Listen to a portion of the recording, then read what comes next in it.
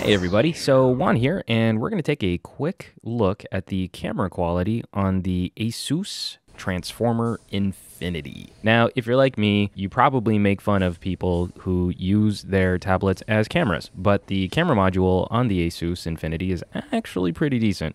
Not that I'm going to recommend that people go walking around holding these slabs of glass and trying to use them like they would their phone cameras, but if you were in a position where you needed to use your tablet as a camera, this would be a good one to do it with.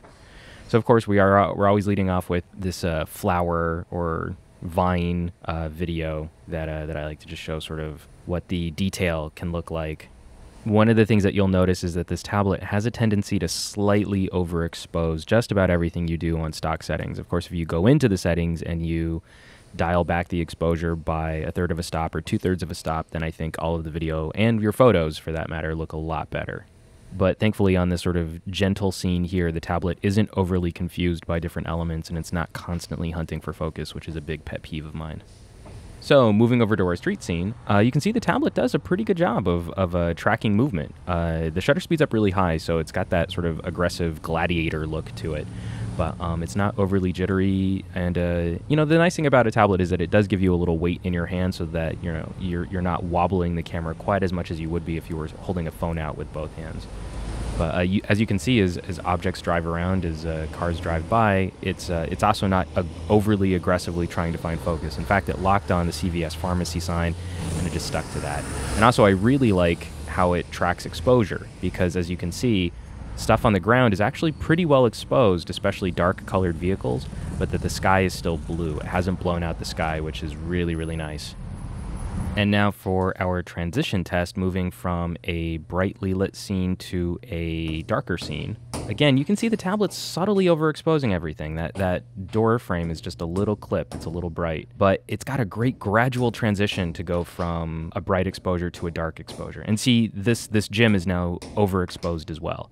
You can see I'm blowing out, and there's like a haziness to some of these dark elements as well. Stopping down the exposure just a little bit helps tremendously, especially as you go by those reflections. But the tablet does a great job of transitioning without being overly aggressive. It's a smooth transition. It's not a squirrely or hyper transition, so you don't feel like the camera's getting out of control. For low light sensitivity, you can see we're really into Skylanders right now. But the camera does a great job of ramping up the ISO to get more detail into the video without it getting overly noisy.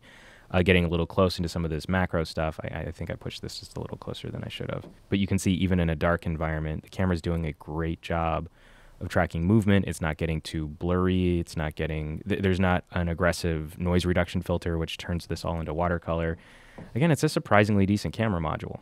So all in all, I walked away from the camera in the Asus Infinity really impressed. This is a camera module which is capable of besting some of my favorite smartphone camera modules in a tablet. And you know how I feel like it's still kind of silly to use your tablet as a camera, but this would be the one to use if you were ever in a position where you needed to do that. So anyway, guys, be on the lookout for my full review of the Asus Infinity on yourtechreport.com, and thanks for watching.